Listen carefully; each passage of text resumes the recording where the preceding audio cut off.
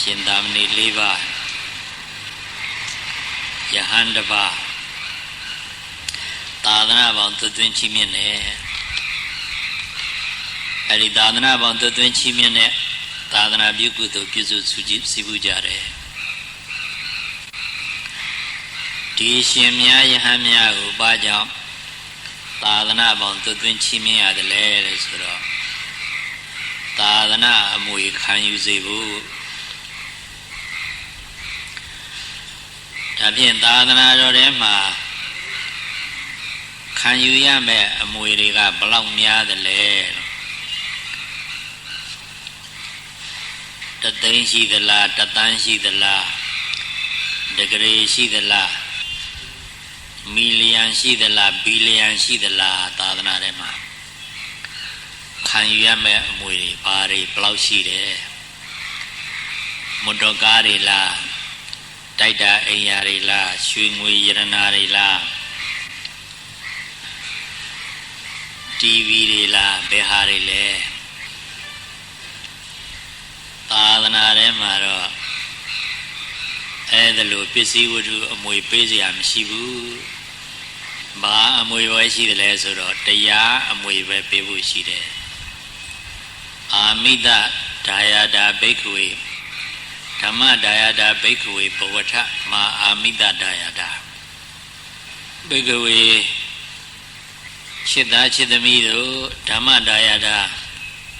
တရားအမွေခံယူကြသူတို့သည်ဘဝထဖြစ်ကြကုန်လော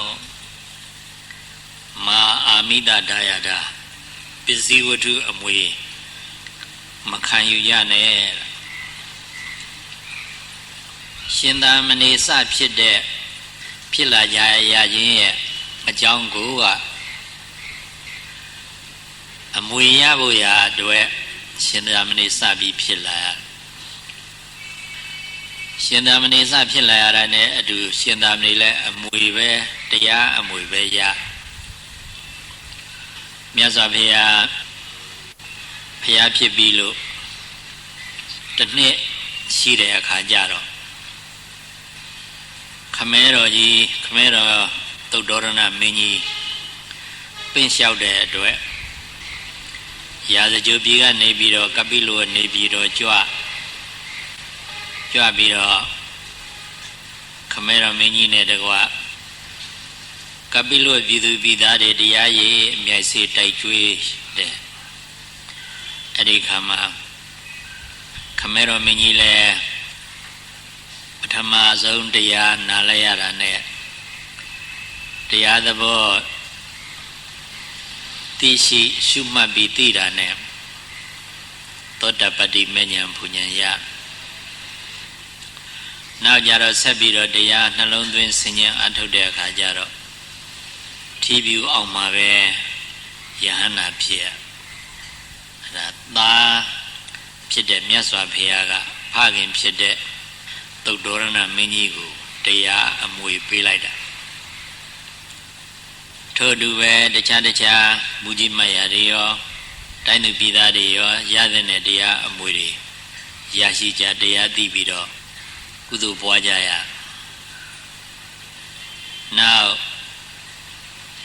ညီတော်နန္ဒမင်းသားမိကွယ်ဖတူညီတော်နန္ဒမင်းသားကိုလည်းမြတ်စွာဘုရားကျောင်းတော်ခေါ်ပြီးတော့သင်္ကန်းဝတ်ပေးပြီးတရားအကျင့်ကြံအထုတ်ခိုင်းလို့မလို့တရားအမွေရသွားတယ်ဒီနေ့နန်းတော်ကြွတရားချီးမြှင့်ပြီးလို့ကျောင်းတော်ဆုံးဖုံးပေးပြီးကျောင်းတော်ပြန်တော့ယသောဒရာမင်းသမီးကသားတော်လေးရာဟုလာကိုဖာဖျားထံအမွေတောင်းဖို့ခိုင်းတယ်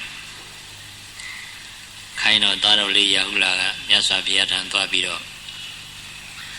အမွေပေးဖို့တောင်းတယ်တောင်းတော့မြတ်စွာဘုရားကဘာမှမမိန့်ကြဘူးတပိတ်ပိုက်ပြီးတော့ကျောင်းတော်ပြန်ကြွအဲ့ဒီအချိန်မှာကျောင်းတော်ဆိုတော့လည်းပဲတဲကျောင်းလောက်ပဲရှိပါသေးတယ်။ဘာကြောင့်လဲဆိုတော့ ကျောင်းရလို့မဆောက်ရသေးဘူးနိကျောဒတာဂီဝင်မင်းရဲ့ဥယျာဉ်ထဲမှာပဲယာယီကျောင်းလုပ်ပြီးတော့လှူထားတာကျောင်းတော်ပြန်ကြွတော့သားတော်လေးရာဟုလာကလည်းအမွေမရသေးတဲ့အတွက်မြတ်စွာဘုရားနောက်ကတကောက်ကောက်လိုက်ပြီးအမွေတောင်းတယ်ဒါနဲ့ကျောင်းတော်ရောက်တဲ့အခါကျတော့မြတ်စွာဘုရားကအရှင်သာရိပုတ္တရာခေါ်သာရိပုတ္တရာဒီမှာရာဟုလာကတို့ကိုအမွေတောင်းနေတယ်တို့များမှာလောကီစည်းစိမ်ဥစ္စာယရဏရွှေငွေစတဲ့အမွေပေးစရာတို့မရှိဘူးတို့မှာပေးစရာလောကုတ္တရာတရားအမွေပဲရှိတယ်ဒါကြောင့်မလို့ရာဟုလာကိုလောကုတ္တရာတရားအမွေပေးရအောင်ရှင်သာမဏေပြုပေးလိုက်လို့မြတ်စွာဘုရားမိန့်ကြားဒီတော့အဲ့ဒီမတိုင်ခင်ကတော့မြတ်စွာဘုရားမိဂရာဝန်တော်မှာဓမ္မစကြာဒေသနာတရားဟောပြီးတော့ဝါကျွတ်တဲ့အခါပထမဝါကျွတ်တဲ့အခါဥရဝေလာတော်မကြွမီမှာပဲမြတ်စွာဘုရားမှာတပည့်ယဟန္တာ59ပါးမြတ်စွာဘုရားပါဆိုလို့ရှိရင်တော့ယဟန္တာ60ပေါ့ရှိနေတာမြတ်စွာဘုရားကတပည့်တွေကိုတို့များရဲ့အဆုံးအမတွေတတ္တဝါတွေသိရှိပြီးလိုက်နာကျင့်ကြံပြီးချမ်းသာရအောင်အကျိုးများအောင်သင်တို့ဒီအဆုံးအမတွေတတ္တဝါတွေနားလည်သဘောပေါက်အောင်ပြန့်အောင်ဖြန့်ဖြူးရမယ်အဲ့ဒါကိုပဲသာသနာပြုတယ်သာသနာဖြန့်တယ်လို့ခေါ်အဲ့လိုမိန့်ကြပြီးတော့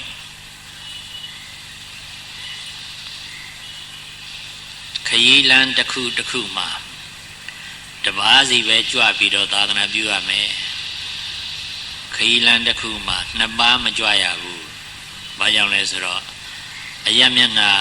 အယဒေသစေစဉ်ကတတ်နိုင်သမျှအဆုံးအမတွေပြန့်ပွားသွားအောင်လို့ဒီတော့တကယ်လို့မိမိတို့ရောက်ရာအရက်ကပုဂ္ဂိုလ်တွေတို့များအဆုံးအမကိုသဘောပေါက်လို့နားလည်ကြလို့ယုံကြည်ကြည်ညိုလို့တရားတရားဖြစ်ပေါ်တဲ့အတွက်ယဟန်ပြုကြခြင်းနဲ့ဆိုလို့ရှိရင်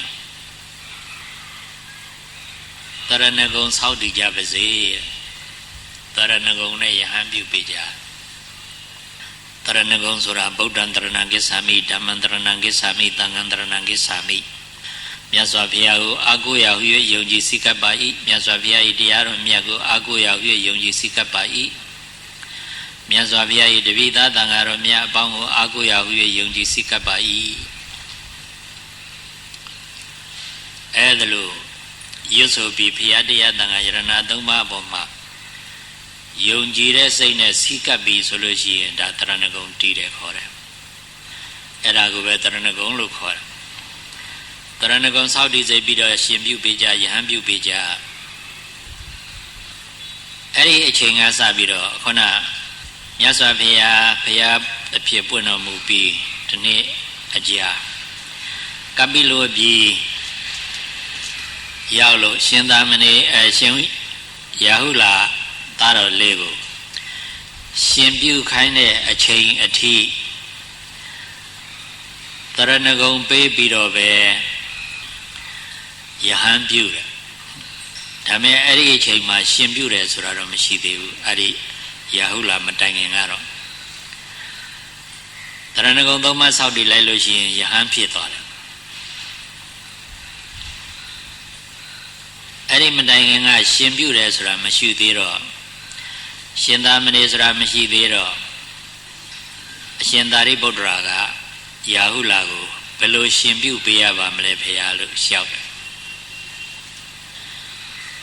ယဟန်ကိုတော့ဘိက္ခုလို့လည်းခေါ်တယ်သမဏလို့လည်းခေါ်တယ် ကိုရင်ရှင်သာမဏေကိုတော့သာမဏေရလို့ခေါ်တယ်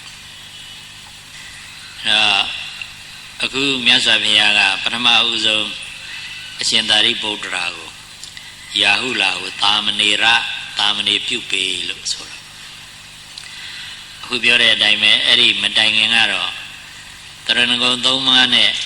ယဟန်ပြုကြတာယဟန်ဖြစ်ကြတယ်ဒါကြောင့်အဲ့ဒီတရဏဂုံသုံးပါးရွတ်ဆိုပြီးတော့ယဟန်ဖြစ်တဲ့ယဟန်တွေကိုတရဏဂမနုပသမရာလို့ခေါ်တယ်တရဏဂုံရွတ်ဆိုခြင်းအပြင်ယဟန်ဖြစ်တဲ့ယဟန်တွေဒီတော့အဲ့ဒီမှာအရှင်သာရိပုတ္တရာကလျှောက်တော့မြတ်စွာဘုရားကရာဟုလာနဲ့သာရိပုတ္တရာရာဟုလာကိုတရဏဂုံရွတ်ဆိုစေပြီးတော့ရှင်သာမဏေပြုပေးလိုက်လို့မိန့်ကြတယ်အဲ့ဒီမတိုင်ခင်ကတော့တရဏဂုံရွတ်ဆိုလို့ရှိရင်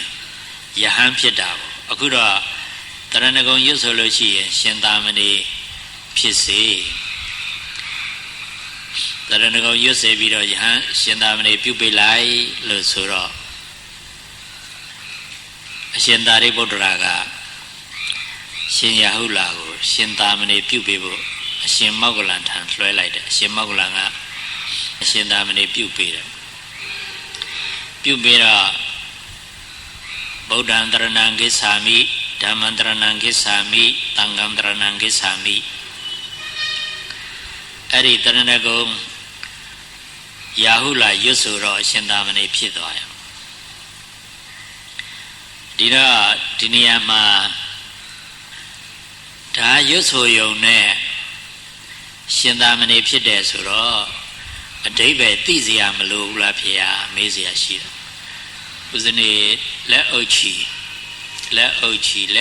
ပြီးတရားနာညောင်းမှလက်အသာချထားလက်ထောက်နာတော့ငိုက်တာပေါ့ဒီတော့အဓိပ္ပာယ်သိမှရှင်သာမဏေဖြစ်တာပေါ့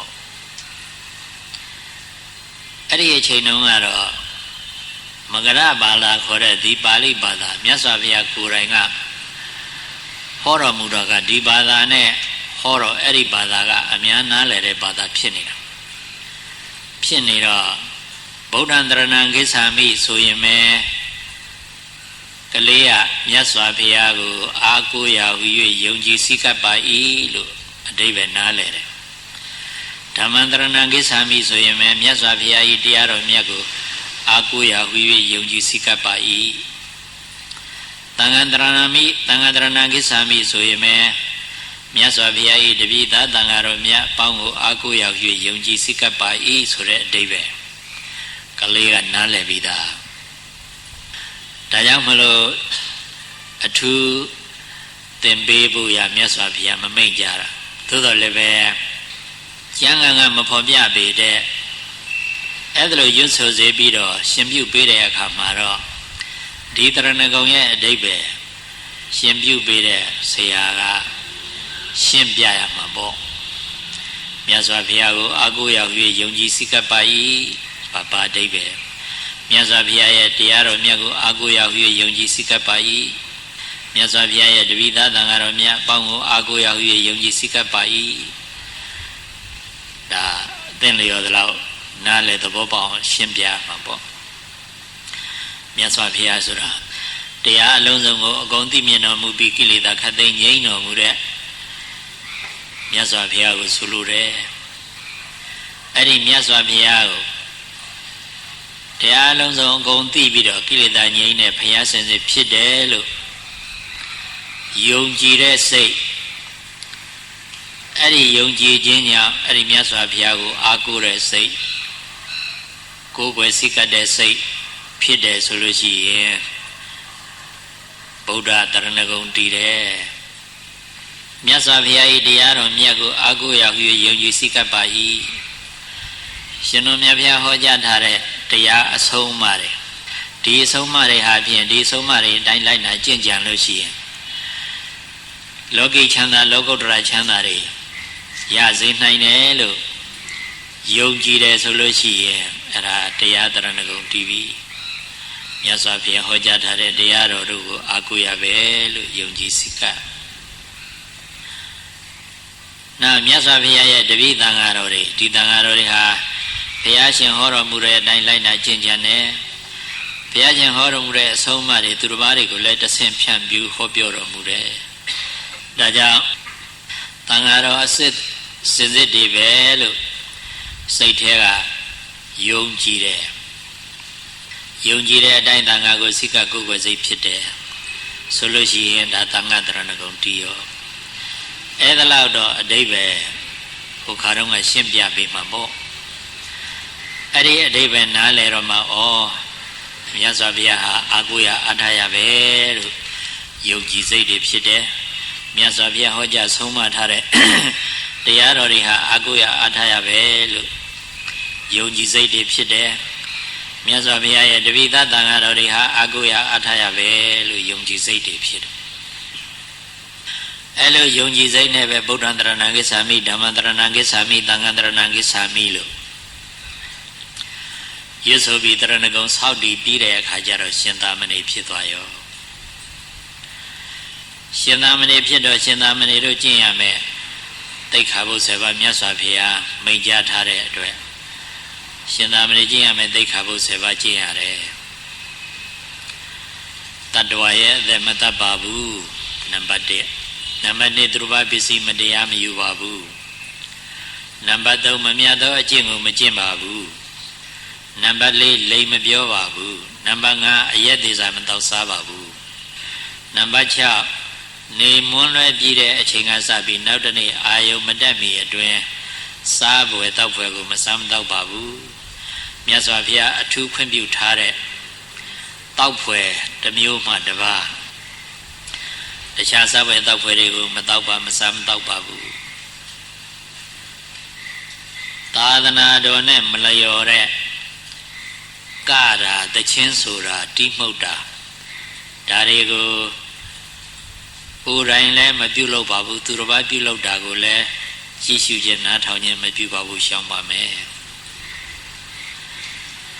တင့်တယ်လှပအောင်လည်းပဲပန်းပန္နာအမွှေးနတာလိမ့်ကြအောင်အမွှေးနတာလိမ့်ကြနာအစရှိသည်မပြုလုပ်ပါဘူးတရောင်းတော်တဲ့ပိုးမြင့်တဲ့အိယာနေရာမှလည်းမနေလဲမနေမထိုင်လဲမထိုင်မအိပ်လဲမအိပ်ပါဘူးရွှေငွေဒင်္ဂါအကျွေးငွေစက်ကူတွေကိုလည်းလက်နဲ့လည်းမကိုင်ပါဘူးလာပေးတာလည်းလက်မခံပါဘူးဇာတရူပရဇတပဋိက္ခဏဝေရမဏိတိခါပရံသမာရိယာမိရွှေငွေဒင်္ဂါအကျွေးငွေစက်ကူတို့ကိုကင်ញင်းခံယူခြင်းမှရှောင်ခြင်းပါ၏အဲ့ဒီတိခါဖို့10ပါးကိုစောင့်ထိန်ရမယ်ရှင်သာမဏေဖြစ်လို့မြတ်စွာဘုရားမိန့်ကြားတာဒါကြောင့်မနေ့ကရှင်သာမဏေပြုတယ်ရှင်သာမဏေများလည်းမနေ့ကပဲတိခါဖို့10ပါးစောင့်တည်တယ်ပါဏာတိပါဒဝေရမဏိတိခါပရံသမာရိယာမိတတ္တဝါရဲ့အသက်ကိုမတတ်ပါဘူးအဒိဏဒါနာဝေရမဏိတိခါပရံသမာရိယာမိသူတစ်ပါးပစ္စည်းမတရားမယူပါဘူးအဗြဟ္မစရိယာဝေရမဏိတိခါပရံသမာရိယာမိမမြတ်သောအကျင့်ကိုမကျင့်ပါဘူးမုသဝါဒဝေရမဏိတိခါပရံသမာရိယာမိမမှန်သောစကားမပြောပါဘူးသူရာမေရယမစ္ဆပမဒဋ္ဌနာဝေရမဏိတိခါပရံသမာရိယာမိမူရစေမေလျော့စေတတ်တဲ့အယက်သေးစာဘိမ့်ပင်ကစောလှောစာအစရှိတဲ့အရာတွေကိုလည်းမစားပါဘူးမတောက်ပါဘူးမထိုးပါဘူးဝိကာလဘောဇနာဝေရမဏိတိခါပရံသမာရိယာမိဒီကနေ့နေမွန်းလွဲတဲ့အချိန်ကစပြီးနောက်တနေ့မနေ့စောအာယုံမတက်မီအတွင်းစားပွဲတောက်ပွဲမစားမတောက်ပါဘူးဒါမြတ်စွာဘုရားခွင့်ပြုပညတ်ထားတဲ့အဖြောရမကများတော့တောက်ကောင်းတယ်တောက်ရဒါတော့အထူးခွင့်ပြုထားတာနိစ္စဂိတဝါဒိတဝိတုကဒသနာဝေရမဏိတိခါပရံသမာရိယာမိသာသနာတော်နဲ့မလျော်တဲ့ ကာရာတချင်းဆိုတာတိမုတ်တာမိမိလည်းမလို့သူတို့ဘာလုပ်တာကိုလည်းကြည့်ရှုနားထောင်မှုမပြုပါဘူးဥစ္စာမာလာကန္ဓဝိလေပနဓာရဏမန္တနာဝိဘုဒနာဌာနာပန်းပန်ရင်အမွေးနသာလိမ့်ချရှုချက်ရှင်အမွေး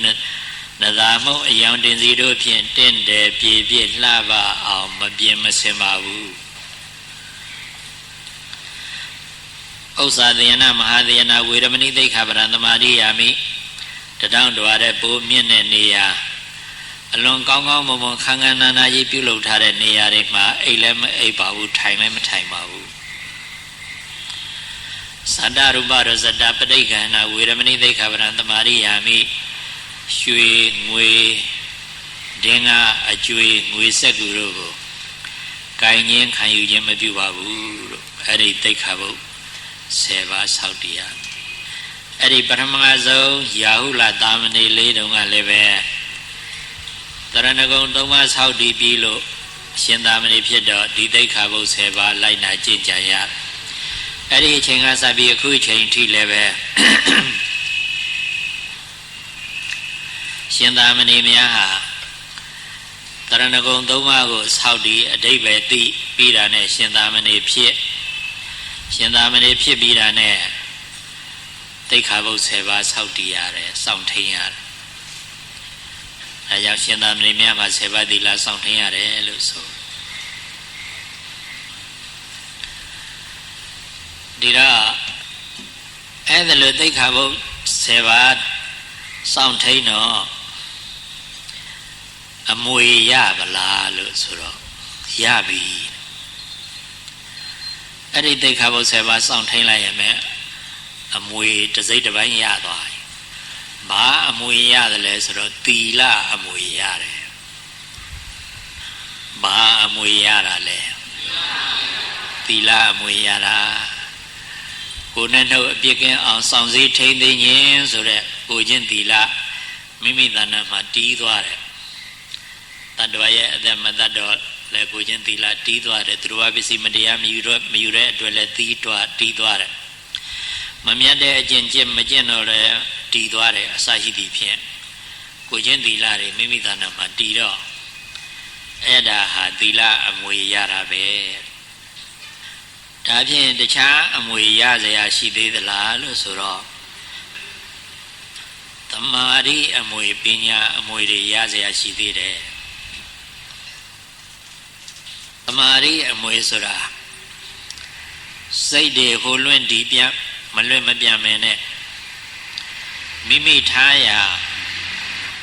အာယုံမှာစိတ်တည်ငြိမ်နေတာကိုသမာဓိလို့ခေါ်တယ်စိတ်ကမလေးကျင့်မပွားများရင်အဲ့လိုမတည်ဘူးသွားခြင်းရလျှောက်သွားနေတာပဲဟိုရောက်ဒီရောက်နဲ့လူရအာယုံမဘယ်တော့မှထားလို့မတည်ငြိမ်လေ့ကျင့်ပေးမှပွားများပေးမှပဲဒီစိတ်ကတဖြည်းဖြည်းအလေ့ကျင့်ရပြီမိမိတည်စေလိုရာထားရာအာယုံပေါ်မှာတည်တယ်ဒါကြောင့်မလေ့ကျင့်ဘူးမပွားများဘူးဆိုလို့ရှိရင်မလေ့ကျင့်မပွားများတဲ့စိတ်အဲ့ဒီစိတ်ဟာပြန့်လွင့်ပြေးသွားနေတာပဲတဏှာနဲ့မတည်ဘူးမြောင်းနဲ့တူတယ်မြောင်းများကျိုးမချီပဲနဲ့လွတ်ထားလိုက်ပြီဆိုလို့ရှိရင်ဘယ်နဲ့နေတော့ဘယ်လိုနေတော့မြောက်ကျိုးမချီပဲလွတ်ထားရင်ဘယ်လိုနေတော့ငြိမ့်နေတယ်မဟုတ်လားဟမ်ဘယ်လိုနေတော့ဆော့ဘယ်လိုဆော့ကိုင်းတော့တွေ့ဘူးလားမြောက်ကိုတွေ့ဘူးလားဘယ်မှာတွေ့ဘူးတော့တိတ်ဆိုင်ရုံမှာတခြားမှာရောမတွေ့ဘူးလားတိတ်ဆိုင်ရုံနဲ့မြောက်ကလေးတွေကြည့်တယ်ဆိုလို့ချင်းတနေရာထဲမှာငြိမ့်ပြီးကုတ်နေတာမလားဟမ်ဘယ်လိုတွေ့တော့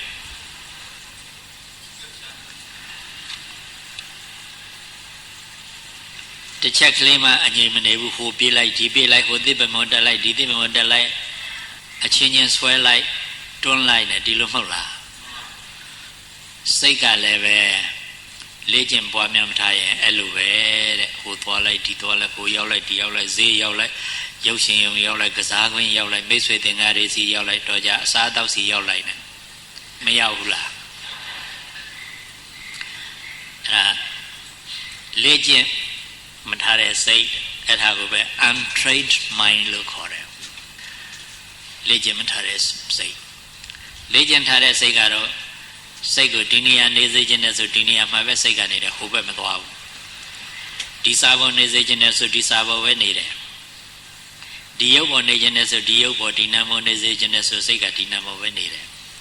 အဲ့ဒါလေ့ကျင့်ပွားများထားတဲ့စိတ် trained mind ခေါ်တယ်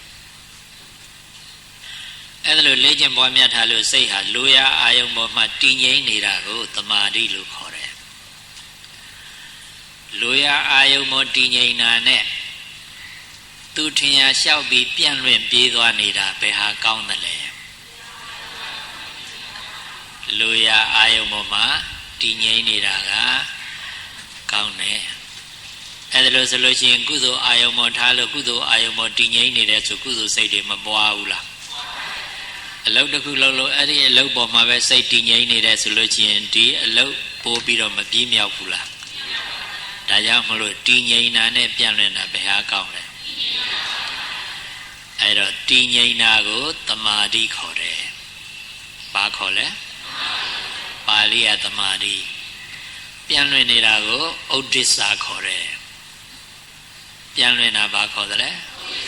ဥဒိစ္စခေါ်တယ်သမာဓိကကောင်းသလားဥဒိစ္စကကောင်းသလားဟုတ်တယ်မဟုတ်လားအဲ့ဒါမြတ်စွာဘုရားကအမွေပေးမဲ့ဆိုလို့ရှိရင်သမာဓိအမွေယူမလားဥဒိစ္စအမွေယူမလားသမာဓိအမွေယူမယ်ဘာဖြစ်လို့တည်ငြိမ်တော့မချမ်းသာဘူးလားလိုရာကိစ္စမပြေးဘူးလားဒါကြောင့်မလို့ဘာအမွေယူရမလဲအခုနတိက္ခာပုဒ်10ပါးကိုစောင့်ထိန်တော့သီလအမွေမရဘူးလားစိတ်ကိုလေ့ကျင့်လိုက်တဲ့အခါကျတော့စိတ်တည်ငြိမ်တော့တမာရီအမွေမရဘူးလားရတယ်အဲ့ဒီအမွေဟာသာသနာထဲမှာပွေးပေးနိုင်တဲ့အမွေပဲ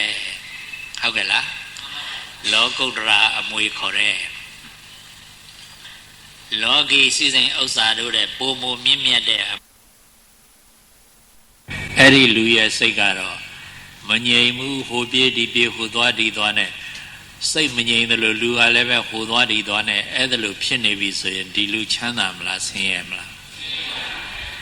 သူမှပစ္စည်းဥစ္စာတွေပြည့်စုံနေပြီတဲ့ချမ်းသာသလားဆင်းရဲသလားပစ္စည်းဥစ္စာကတော့စားနိုင်တောက်နိုင်လုံးရောက်ယုံတော့ပဲရှိတယ်ဒါပေမဲ့လို့သူစိတ်ကတော့တီးနေတယ်ဘယ်ဟိုပြေးဒီပြေးမပြေးပဲနဲ့ဘယ်အာယုံပေါ်မှာပဲကိုယ်စိတ်ထားရအာယုံမှာပဲစိတ်ကတည်ငြိမ်နေပြီဆိုရင်အဲ့ဒီပုဂ္ဂိုလ်ရဲ့စိတ်ဟာအဲ့ဒီပုဂ္ဂိုလ်ဟာချမ်းသာသလားဆင်းရဲချမ်းသာတယ်ဟုတ်ကဲ့လားဒီလိုဆိုတော့စိတ်တည်ငြိမ်ရင်ချမ်းသာတယ်စိတ်မတည်ငြိမ်ရင်ဆင်းရဲတယ်ဒီတော့တည်ငြိမ်တယ်ဆိုတဲ့တမာရီအမွေဟာရသင့်သလားမရသင့်ဘူးလားယူသင့်သလားမယူသင့်ဘူးလားအဲ့ဒီအမွေကဘယ်ကရနိုင်တယ်လဲဘယ်မှာရနိုင်တယ်လဲ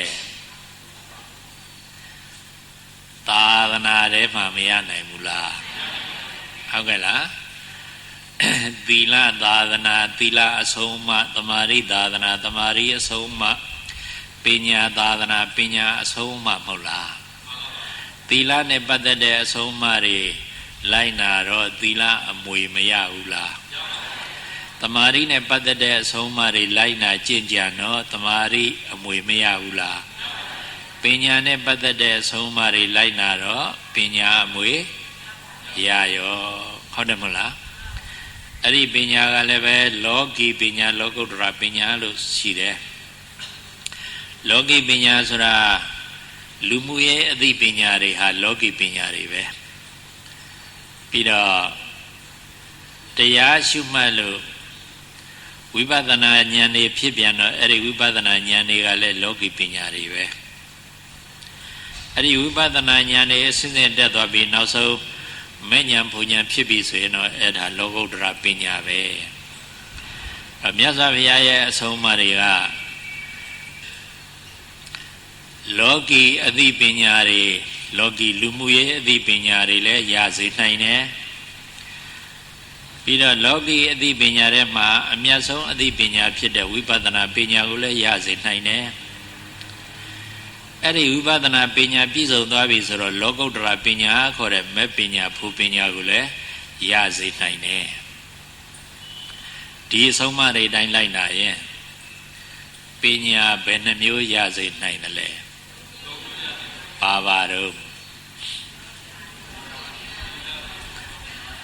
လောကီလူမှုရေးအသိပညာတွေရဲ့ဝိပဿနာပညာရဲ့မဲ့ဖို့ပညာရဲ့ဟုတ်ကဲ့လားမြတ်စွာဘုရားရဲ့အဆုံးအမလိုက်နာရင်လူမှုရေးအသိပညာတွေရတယ်တဲ့အခုနပဲမင်္ဂလာတရားတော်မှာမြတ်စွာဘုရားဆုံးမတာတဲ့ရွတ်သွားကြပြီမဟုတ်လားမာတာပိတုဥပဒါနံကျေစုကြည်လာမိနှင့်ဖကိုဒုက္ခရိုးကျိုးမေတ္တာမိုးဖြင့်မြတ်နိုးကျင်နာစိတ်ကြည်သာ၍ဘူးစာမရှိဘေးမရှိစေချမ်းမြေ့စေဟုလက်ချေဆုံးနေစားတော့ဖွယ်လဲရွေးချယ်တင်ရာရတာမြင်၍စီစဉ်ပေး၍လှုပ်ကြွေးပြုစုရခြင်းသည်လဲဥဒ္ဓမံချမ်းသာဆောင်တတ်လွန်ထူးမြတ်သည်မင်္ဂလံကြီးပွားချမ်းသာကြောင့်ကောင်းမြတ်သောမင်္ဂလာပါပေတည်းအမိအမတို့ကိုလှုပ်ကြွေးပြုစုတာဟာကြီးပွားချမ်းသာကြောင့်တရားပဲလှုပ်ကြွေးပြုစုတဲ့ပုဂ္ဂိုလ်မှာကြီးပွားချမ်းသာတဲ့မင်္ဂလာဖြစ်တယ်ဒါဘယ်သူဆုံးမတာတော့ဟုတ်ကဲ့လားမိနဲ့ဖကိုပြစ်ထားရမှာလားလှုပ်ကြွေးပြုစုရမှာလားလှုပ်ကြွေးပြုစုရမှာအဲ့ဒီလှုပ်ကြွေးပြုစုဖို့ဘယ်သူကဆုံးမတယ်လဲမြတ်စွာဘုရားကဆုံးမတယ်အဲ့ဒီအဆုံးအမလိုက်နိုင်ရင်မိမိရဲ့မိနဲ့ဖကိုလှုပ်ကြွေးပြုစုစောင့်ရှောက်တဲ့အခါကျတော့အမိဖမချမ်းသာဘူးလားမိဖချမ်းသာရင်မိမိကမချမ်းသာဘူးလားကုသိုလ်ကမတိုးဘူးလားအဲ့ဒီတော့ဒီအဆုံးအမနားလည်ထားဖို့မလိုဘူးလားအဲ့ဒီအဆုံးအမနားလည်တဲ့အသိပညာဟာလောကီလူမှုရေးအသိပညာပေါ့မဟုတ်လားဘယ်လိုများမိဘတို့ကိုလှုပ်ကြွေးပြုစုရစောင့်ရှောက်ရမှာလဲမာတာပိတုဥပဒါနံကျေစုကြည်လာမိနှင့်ဖကိုဒုက္ခရိုးကျိုးမေတ္တာမိုးဖြင့်မြတ်နိုးကျင်နာစိတ်ကြည်သာ၍ရိုးရိုးသေးသေးပြုစုလှုပ်ကြွေးရမယ်မိဘများအမြဲတစေကိုချမ်းသာစိတ်ချမ်းသာရှိပါစေလို့မေတ္တာစိတ်ထားပြီးတော့လှုပ်ကြွေးပြုစုရမယ်မေတ္တာမိုးဖြင့်မြတ်နိုးကျင်နာစိတ်ကြည်သာ၍မြတ်မြတ်နိုးနိုးကျင်ကျင်သာနာနဲ့ကြည်လင်တဲ့တကယ်စေရနာမိဘချမ်းသာစေလို့တဲ့စေရနာနဲ့မိဘကိုပြုစုပါစောင့်ရှောက်ပါအဲ့ဒီအသိပညာဘယ်သူပေးလဲမြတ်စွာဘုရားပေးတယ်ဘယ်သူဆုံးမလဲအဲ့ဒီအဆုံးအမကောင်းလားမကောင်းလားဟုတ်ကဲ့လားအဲ့ဒီအဆုံးအမနားလည်တယ်ဆိုလို့ရှိရင်လောကီလူမှုရေးအသိပညာမရဘူးလားမေတ္တာမိုးဖြင့်မြတ်နိုးကျင်နာစိတ်ကြည်သာ၍ဘူးစာမရှိဘေးမထိစေချမ်းမြေ့စေဟုမိဘများဘေးရအန္တရာယ်မထိပါစေနဲ့ယောဂဗျာကိရှင်ပါစေအမြဲတစေချမ်းသာချမ်းမြေ့နေပါစေဆိုတဲ့စိတ်နဲ့မိဘတွေပြုစုလုပ်ကြွေးပါဘေးမထိစေချမ်းမြေ့စေဟု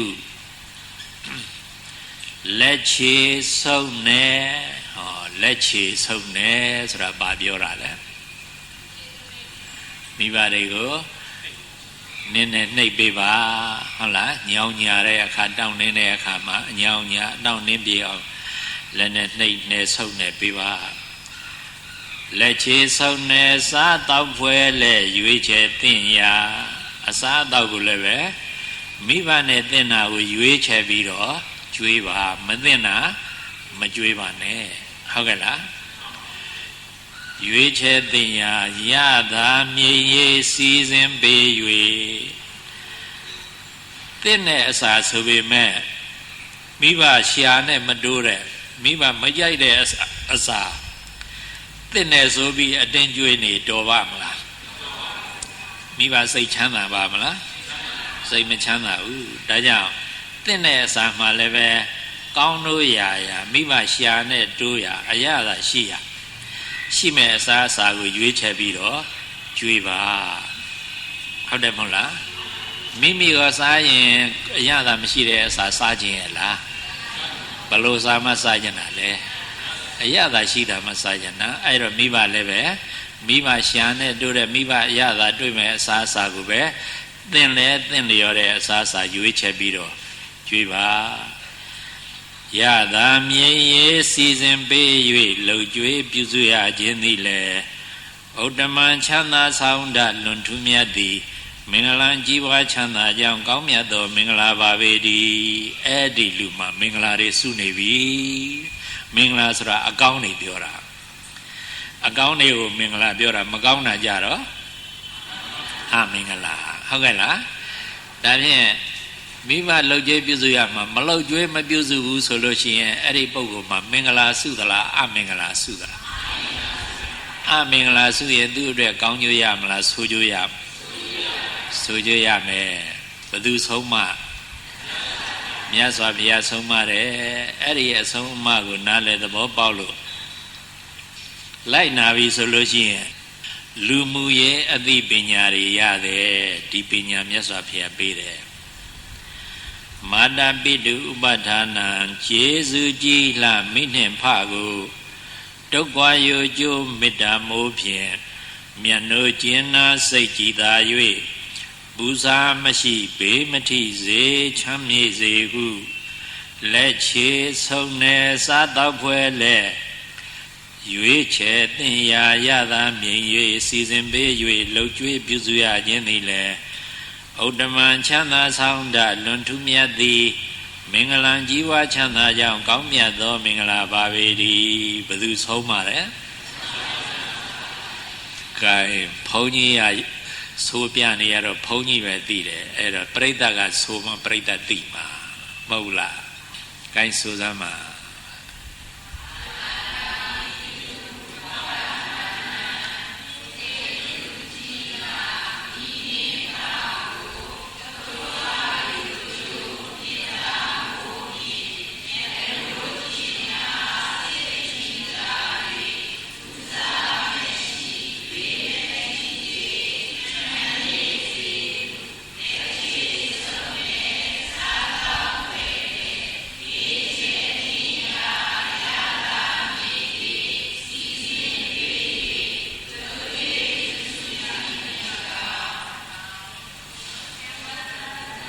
အဲ့လိုတခုတည်းခွဲဆိုတဲ့အခါကျတော့၎င်းမဟုတ်ဘူးလေ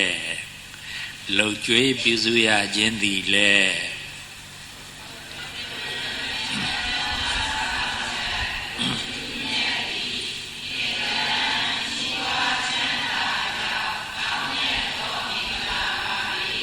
နောက်တစ်ခါ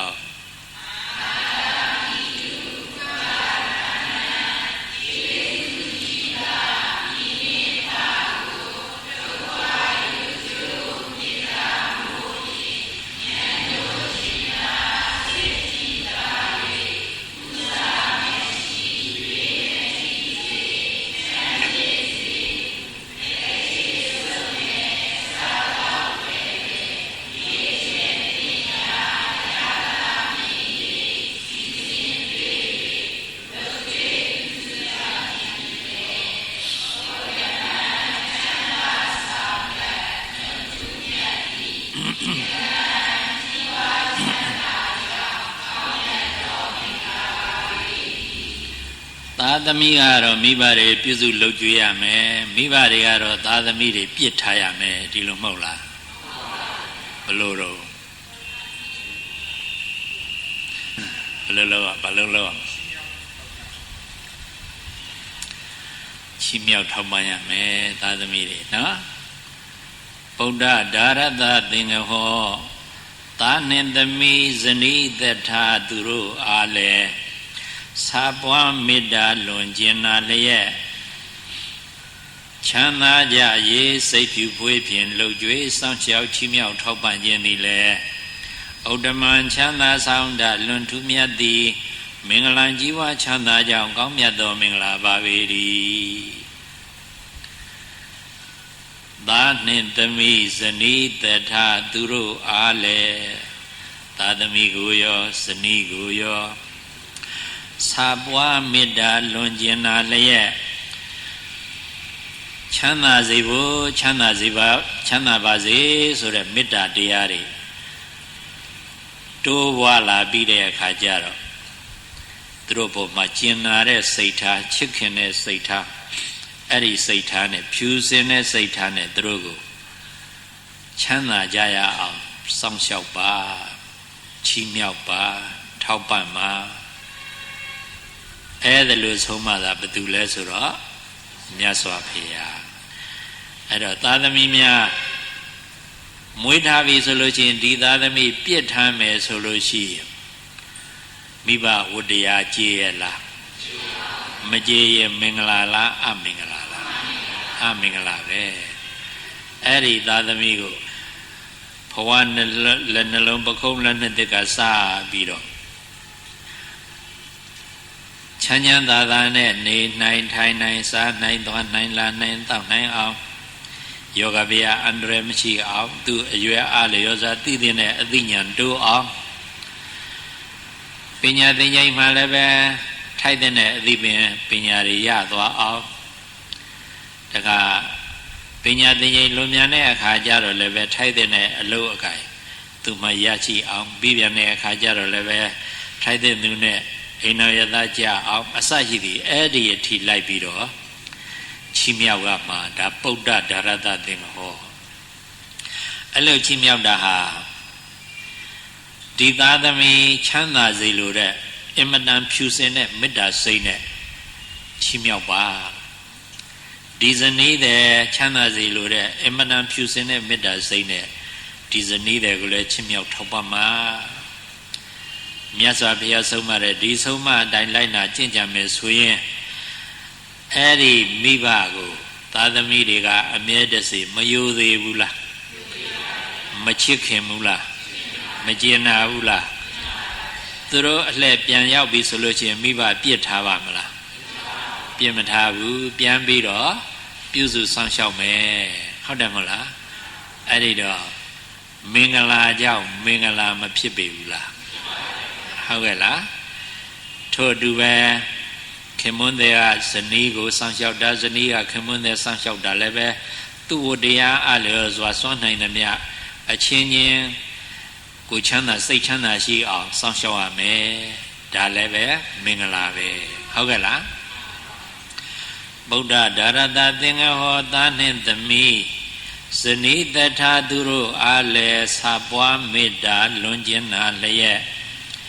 ချမ်းသာကြရေးစိတ်ဖြူဖွေးဖြင့်လှုပ်ကြွေးဆောင်ရှောက်ချီးမြှောက်ထောက်ပံ့ခြင်းသည်လည်းဥဒ္ဓမံချမ်းသာဆောင်တလွန်ထူးမြတ်သည်မင်္ဂလာကြီးပွားချမ်းသာကြောင်းကောင်းမြတ်သောမင်္ဂလာပါပေ၏အဲ့ဒီအဆုံးအမအတိုင်းဒီအဆုံးအမကိုနားလဲသဘောပေါက်ပြီဆိုလို့ရှိရင်တော့လူမှုရေးအသိပညာမတိုးဘူးလားအဲ့ဒီလူမှုရေးအသိပညာဘယ်သူကပေးလဲမြတ်စွာဘုရားကပေးတော့ဒီပညာအမွေရောမရဘူးလားရတယ်ဒီတော့တဆင့်တိုးပြီးတော့ယုတ်သဘောနံသဘောသိတဲ့ဝိပဿနာပညာအမွေရရင်လည်းဆိုရင်တော့မြတ်စွာဘုရားညွှန်ကြားထားတဲ့အတိုင်းမြတ်စွာဘုရားရဲ့တပိသာဝကယဟန်တန်ဃာတော်တွေညွှန်ကြားတဲ့အတိုင်းယုတ်သဘောနံသဘောသိစေတဲ့တတိပဋ္ဌာန်ဝိပဿနာပွားများအားထုတ်ပြီးဆိုရင်တော့ဝိပဿနာပညာအမွေမရဘူးလားရတယ်ဒါကြောင့်မဲ့ရှင်ဖြစ်စေယဟန်ဖြစ်စေပြုလာပြီဆိုရင်တော့ဝိပဿနာတရားပွားများအားထုတ်တော့စိတ်တည်ငြိမ်တဲ့တမာရီအမွေလည်းရတယ်ယုတ်သဘောနံသဘောသိတဲ့ဝိပဿနာပညာဆိုတဲ့အမွေလည်းရတယ်ဟုတ်တယ်မဟုတ်လားမိမိကရှေးကအထုတ်ခဲ့ဘူးတာများလာလို့ရှိရင် အခုဒီ10ရက်15ရက်အတွင်းတလအတွင်းမှာပဲမဲ့အသည့်ဖို့သည့်မဲ့ပညာဖို့ပညာအထီးကောမရနိုင်ဘူးလားရနိုင်တော့မဲ့ပညာဖို့ပညာဆိုတဲ့ပညာအမွေရောမရဘူးလားအဲ့ဒါလို့အမွေရနိုင်တယ်ဆိုတာဟာသာသနာတဲ့မဝင်မဲနဲ့လူဘဝဟိုကိစ္စဒီကိစ္စတွေရှုပ်ရှုပ်ပွေပွေထဲမှာနေပြီးအားထုတ်လို့ရမလားဘလို့မရမလဲသာသနာတော်ထဲဝင်ပြီးတော့ရှင်ဖြစ်ဖြစ်ပြုယဟန်ဖြစ်ဖြစ်ပြုတဲ့အခါကျတော့ကိုယ်မှာလောကီတောင်းဘာရှိသေးလဲဘာမှမရှိဘူးဆိုတဲ့အခါကျတော့ဒီတရားကိုပဲဇောက်ချပြီးအချိန်ပြည့်ကြင်ကြံပွားများအထုတ်မှုမပြုနိုင်ဘူးလားအဲ့ဒါလိုပြုနိုင်ပြီဆိုလို့ရှိရင်တော့ဝိပဿနာပညာအမွေရောမရဘူးလားမဲ့ဖို့ပညာအမွေလည်းမရနိုင်ဘူးလားဒါကြောင့်ပဲသီလသမာဓိပညာအမွေတွေရစေဖို့ရာအတွက်မိမိတို့သားများကိုရှင်သာမဏေအဖြစ်ချီးမြှောက်ပြီးသာသနာပေါင်းသွတ်သွင်းရတယ်ယဟန်အဖြစ်ချီးမြှောက်ပြီးတော့သာသနာပေါင်းသွတ်သွင်းရတယ်ရည်ရွယ်ချက်ကသီလအမွေသမာဓိအမွေပညာအမွေခံယူနိုင်စေဖို့ဟုတ်ပြီလားသင်္ကန်းဝတ်ပြီးတော့ဖယားနဲ့သင်္ကန်းဖယားနဲ့ဟိုသွားဒီသွားဟိုကစားဒီကစားအဲ့လိုလုပ်ဖို့လားအဲ့လိုဆိုလို့ရှိရင်အမွေရပါမလားမရဘူးအဲ့လိုဆိုလို့ရှိရင်မြတ်စွာဘုရားကကြော်ညာလိုက်မယ်ဒီသားအမွေပြတ်စေလို့ဟုတ်လားရမလားမရဘူးမြတ်စွာဘုရားအမွေပြတ်ကြော်ညာမယ်နော်ဒီတော့သီလသမာဓိပညာအမွေရရင်လည်းဆိုလို့ရှိရင်နော်စောင့်ထိန်ထားတဲ့သိက္ခာပုဒ်10ပါးရဟန်းတော်မြတ်မှာ229သွဲသောသိက္ခာပုဒ်တွေစောင့်ထိန်ပြီးတော့ဖောင်းတာပိန်တာထိုင်တာထိတာကြွတာလှမ်းတာချတာစတဲ့ရှုမှတ်ရမယ့်တရားကိုရှုမှတ်ပြီဆိုရင်တော့သူဝိရိယနဲ့အထိုက်အလျောက်ဝိပဿနာတတိဝိပဿနာသမာဓိဆိုတဲ့သမာဓိအမွေလည်းရမယ်ဝိပဿနာပညာဆိုတဲ့ပညာအမွေလည်းမရပြီဘူးလားရတော့သာသနာအမွေခံယူစေဖို့ရှင်ပြုယဟန်ပြုတော့ရှင်ပြုယဟန်ပြုရကြိုမနှက်ပေဘူးလားဘာကြောင့်လဲအမွေရလို့မဟုတ်ဘူးလားရည်ရွယ်ချက်ကဘာလို့ဖို့အမွေရဖို့ရည်ရွယ်ချက်အဲ့တော့အမွေရဖို့ရည်ရွယ်ချက်ဟာအမွေရစေတဲ့အကျင့်ကိုကျင့်မှပဲအမွေရမယ်အဲ့ဒါလို့သားများသမီးများသားများဒူများကိုသီလသမာဓိပညာဆိုတဲ့သာသနာအမွေရစေဖို့ရာအတွက်7ပါးပရိက္ခာစုံလင်စွာဖြစ်မြင့်မြတ်သောရှင်အဖြစ်ယဟန်အဖြစ်ချီးမြှောက်ထောက်ပံ့ခြင်းဆိုတဲ့သာသနာပြုကုသိုလ်အကြောင်းပြုပြီးတော့ဒါနကုသိုလ်လည်းပြုရတယ်။ဆွမ်းခဲပွဲပေါ်စဉ်ချိုးခြင်းရတာဖြားဖြားဆက်ကလှူဒန်းရပစ္စည်းဝတ္ထုတွေလည်းဆက်ကလှူဒန်းရတယ်ဝတ္ထုငွေတို့မှဖြစ်ပေါ်တဲ့ယဟန်တို့အဆက်တဲ့ပစ္စည်းလေးပါးကိုလည်းပဲလှူဒန်းရတယ်ဒါနကုသိုလ်တွေဒီဒါနကုသိုလ်တွေဟာသီလသမာဓိပညာအမွေရစေဖို့ရှင်သာမဏေပြုယဟန်ပြုခြင်းဆိုတဲ့သာသနာပြုကုသိုလ်အကြောင်းပြုပြီးပြုတဲ့ဒါနဖြစ်တဲ့အတွက်တခြားဒါနတွေသူကပိုးပြီးတော့မမြင့်မြတ်ပေဘူးလားမြင့်မြတ်တယ်သာမန်ဒါနတွေသူကပိုးပြီးမြင့်မြတ်တယ်ဒါကြောင့်ဒီကနေ့ပြုရတဲ့ဒီသာသနာပြုကောင်းမှုလှူဒန်းရတဲ့ဒါနကောင်းမှုယခုပဲဆောက်တည်ရတဲ့သီလကောင်းမှုယခုပဲနာကြားနေရတဲ့ဓမ္မသောနာကောင်းမှုအစူးစူးအကြောင်းထောက်ပံ့ပြုလို့မိမိတို့ကိုယ်တိုင်လည်းပဲဆင်းရဲငြိမ်းချမ်းတတိပဋ္ဌာန်အကျင့်ကောင်းအကျင့်မှန်တွေကျင့်ကြံပွားများပြီးမြတ်စွာဘုရားရဲ့အဆုံးအမသီလအဆုံးအမသမာဓိအဆုံးအမပညာအဆုံးအမတည်အောင်ကျင့်ကြံပွားများအထောက်နိုင်ရပါလို့ဤအဲဒါလိုကျင့်ကြံပွားများအထောက်နိုင်တဲ့အတိုင်းလည်းပဲမိမိတို့ဟာသီလသမာဓိပညာအကျင့်တရားတွေကြောင့်မကောင်းတဲ့စိတ်ဖြစ်တဲ့လောဘဒေါသမောဟမာနစတဲ့ဒီစိတ်အငြိအကျေးတွေကိုသီလသမာဓိပညာတရားတွေနဲ့စင်ကြယ်အောင်စစ်ဆေးဆေးကြောနိုင်တဲ့အတွက်ဖြူစင်သောစိတ်ဓာတ်ပိုင်းရှင်သူတော်စင်များဖြစ်ကြပြီးတော့စိတ်ဓာတ်ဖြူစင်တဲ့နဲ့မြတ်ကိုချမ်းသာစိတ်ချမ်းသာရပြီးဆင်းရဲခြင်းရနိဗ္ဗာန်ကိုလင်းမြန်စွာမျက်မှောက်ပြုရပါလို့ဤလို့ရည်ရွယ်ချက်ဥတည်ချက်ထားရအဲ့ဒါလို့ရည်ရွယ်ချက်ဥတည်ချက်ထားတဲ့အတိုင်းပဲ ဒီကနေ့ပြုရတဲ့သာသနာပြုကောင်းမှုဒါနကောင်းမှုသီလကောင်းမှုအစုစုအကြောင်းထောက်ပံ့ပြုလို့ဆင်းရဲငြိမ်းချမ်းတတိပဋ္ဌာန်အကျင့်ကောင်းအကျင့်မှန်တွေကျင့်ကြံပွားများအထောက်နိုင်ကြပါစေကျင့်ကြံပွားများအထောက်နိုင်တဲ့အတိုင်းလဲဆင်းရဲငြိမ်းရာနိဗ္ဗာန်ကိုလင်းမြန်စွာမျက်မှောက်ပြုနိုင်ကြပါစေ